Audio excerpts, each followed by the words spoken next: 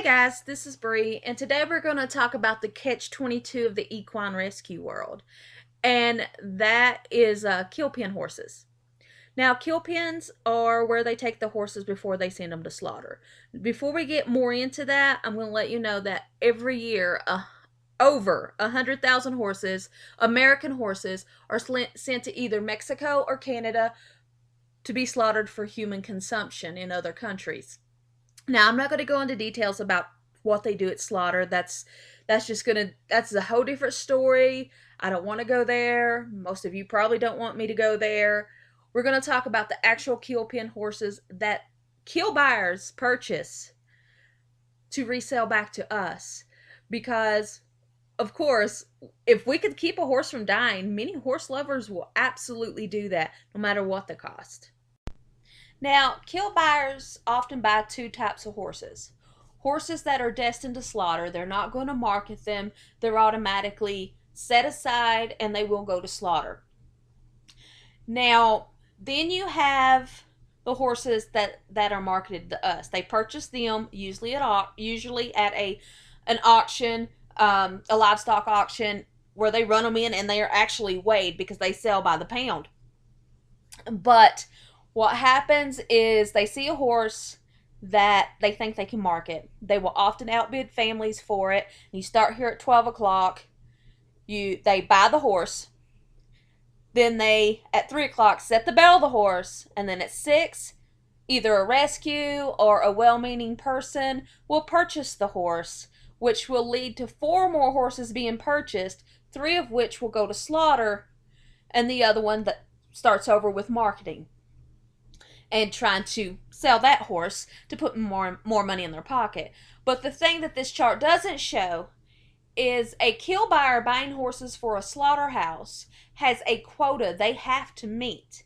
So whether that horse is purchased or not, they're selling it.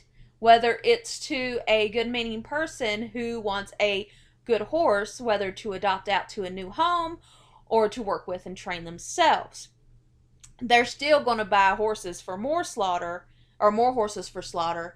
And that's where the catch-22 comes in, because yes, you're saving a horse's life even if you buy from a kill pen, because that horse will go to slaughter if not sold. However, you're putting more money in their pocket to buy more horses for either the slaughterhouse or to sell. It's a horrible situation. Now, there are a lot of misconceptions about the type of horses that end up at a kill pen, at a slaughterhouse, at a slaughter auction. Now, some of those misconceptions are that you'll only find lame horses, old horses, sick horses, abused horses, skinny horses, and horses that are just psycho or not usable. But this isn't true. You will also find mares that are in faux, off the track thoroughbreds, or thoroughbreds who've never even been on the track but just wasn't fast enough. You will find young horses. You will find baby horses, yearlings. You'll find old horses. You'll find purebred. You'll find draft horses. I even know of a top 10 Scottsdale champion who went to slaughter. Now, trust me, I was hunting for him for his owner who wanted him back, who had no idea he was sold. So it was purely accident that he was there.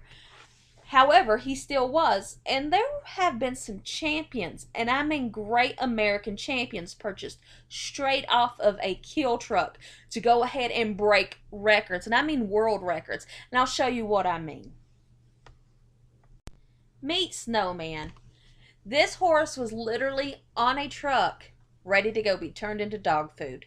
Now, they don't do that in America anymore, not dog food. Now it's just for human consumption. However, Snowman belonged to an Amish family, was sent to auction, and wasn't purchased. However, Harry, who became his new owner, don't ask me his last name, I just remember his name was Harry, decided he wanted to go to that auction, but he was running late. And when he got there, the truck was about to leave and everybody else was gone. And he looked in that truck, and this gray horse just looked at him, and he purchased him to be a school horse for a school that he worked for. Now, something happened along the way. He learned that Harry could jump, and boy could he jump. He became the national champion several times over. They used to jump other horses with this horse. Now, I'm not agreeing with that because that just sounds dangerous to me. But he jumped them and he loved it. And then he was good with the kids. Now, you can watch the documentary called Harry and the Snowman. It's on Netflix. It's a good watch. But this horse was bound to slaughter.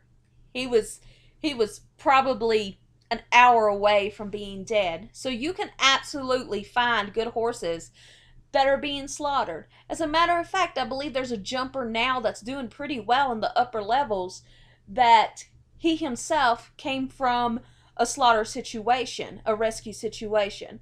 So there are risks, but sometimes they're worth taking, and sometimes they're not. If you ever plan on getting a horse from a kill pen, there's some things you may want to consider and things you may want to be prepared for. First off, they may or may not be vaccinated, and they may or may not have been in contact with horses with diseases such as strangles. So it's you have to be prepared. Have a place set up for quarantine, and that can get expensive. But if you don't have that area in your barn, you're gonna have to pay someone to quarantine that horse for you. Then you've got to be prepared to have the feet done because they're going to probably look pretty bad. But sometimes they come from a family who actually cared about the horse and everything else is taken care of already for you. But you're still going to want to quarantine for at least 2 weeks. I suggest longer. Now, you're also going to have to worry about getting a Coggins, getting transport, and usually you're just going off of a photo. Some kill pen sites on Facebook do supply videos, which is a great thing because that also helps the horse find a home. Now, it's up to you whether you think that it's worth the risks or that you're actually doing any good by saving a horse from a kill pen. There's lots of do's and lots of don'ts and lots of you shouldn't and lots of you should.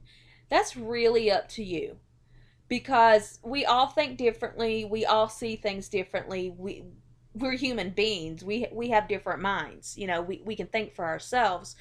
So don't judge anyone if they do buy from a kill pen, but don't judge anyone if they don't. Meet Miss Dixie. Miss Dixie was at a kill pen in Kaufman, Texas, at the Kaufman Kill Pen. And one day I got a call from my friend who was vacationing in Florida and got bored and got on the internet. And she sent me a link. She said, I found the perfect horse for you. I was like, uh-oh. So I clicked on the link and there was this horse.